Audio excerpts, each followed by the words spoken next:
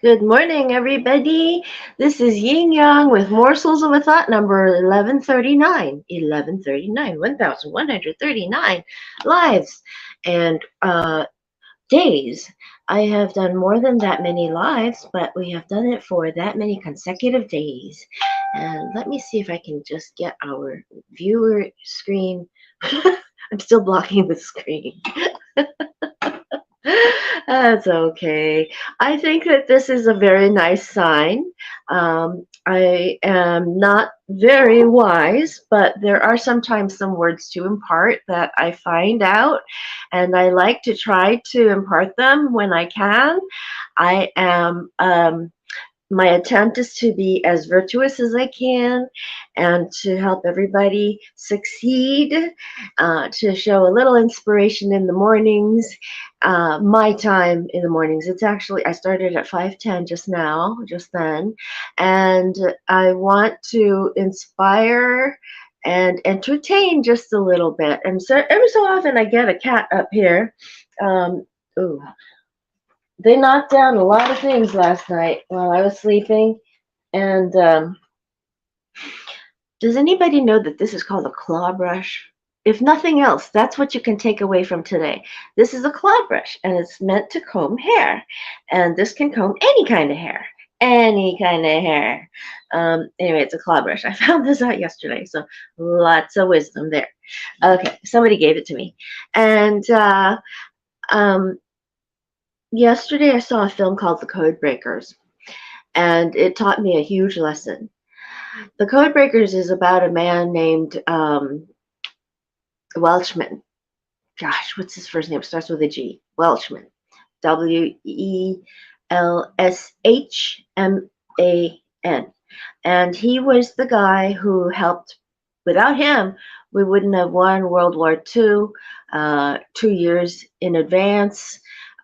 He saved, in doing what he did, he saved 340 lives. 340,000 lives. 340,000 lives, this man Welshman. And the thing is, we don't know about him as much as we know about Alan Turing.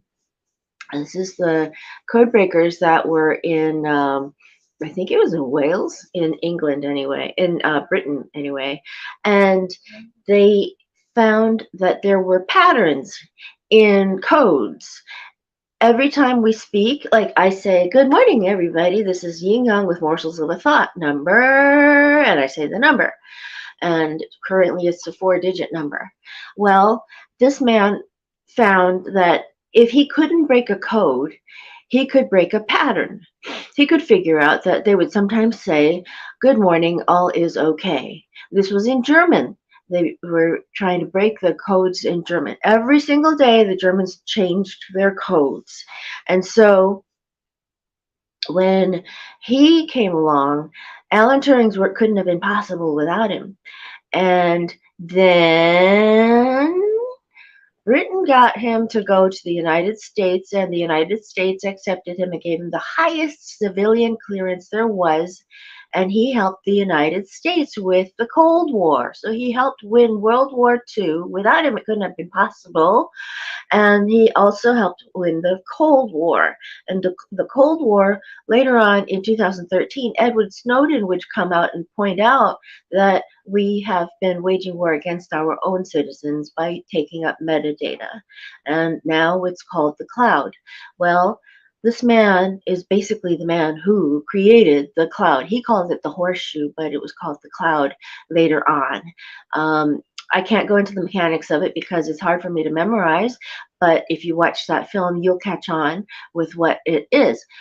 My lesson I learned is actually that he was later almost prosecuted by the NSA, almost persecuted. They took away his livelihood.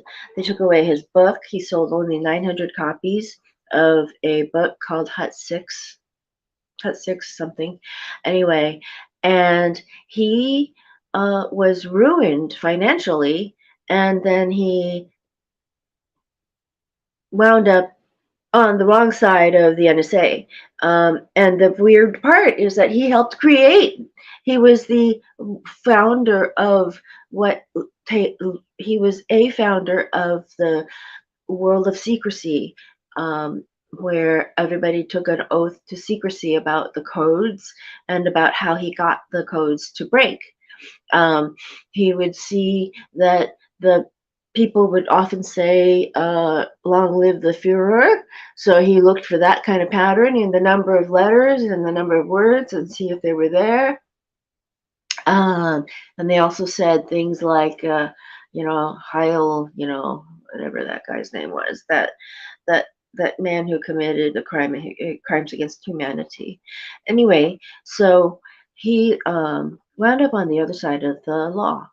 And the reason is that he found that it was going to hurt people more to keep the secret of how it was won, how the wars were won, than to tell how it was done so that people could appreciate. Otherwise, they would not have the information enough to win again. In other words, they would have made the same mistakes and lost against anybody else if you didn't find out how to do this traffic analysis. And I want to say that founders must watch out. We've got lots of stories about people who start an entire. I have my own experience of starting or helping out in the core of an organization, and then being pushed out by um, some kind of technicality or by rivals, and founders need to keep an eye and be vigilant against rivalry and the letters of the law, which can possibly us, undermine us. Um, so those are the words and wisdom I wanted to impart today. Founders need to watch out at all times, even though Welshman was able to tell the secret. His book was pulped. They called it pulped. He sold only 900 copies, and the rest of them the NSA took and pulped. I happen to know where the NSA had an office in Sunnyvale, California. It was the Dianza Bank. And this text font right here is approximately the same font that the Dianza Bank used on Sunnyvale Saratoga Boulevard in Sunnyvale. And I noticed that nobody would ever go into that bank. I mean, who would go into a bank that it said Dianza in a script that looked so obscure? It was brown and white. It was on a brown background, and the words were off white so that they looked obscure and old. Turns out that was where the NSA would operate in Sunnyvale. So I happened to know that, and apparently this was back in the 1990s. There was somebody who had some kind of a clearance. It was a low clearance at some company like NASA or Lockheed or something, and anytime he hung out with us, anytime he hung out with anybody, he had to report whom he hung out with and then the NSA would check out whether we were citizens or not. And it was so funny because my ex, one of the exes, this guy was also an ex later on, but anyway. So the ex that was there in the group said, "Oh, well, Ying's probably a spy. They're probably thinking she's not a citizen." And the reason he said that was that it was Asian instead of Caucasian. And the person in question said, "Oh no, she is a citizen." And I was like, "He found that out about me? What? What? He knows I hold what?" And I felt like it was intrusive. I did. I felt like, why is it necessary to go into whether I'm a citizen or not on some random day when I happen to be hanging out with somebody who happens to have a government clearance that I don't know, some kind of secret clearance? Big deal. So founders that have gone in and created this system also need to be careful of whether the system will whip them in the end. In the end. ASS end, spelled ASS.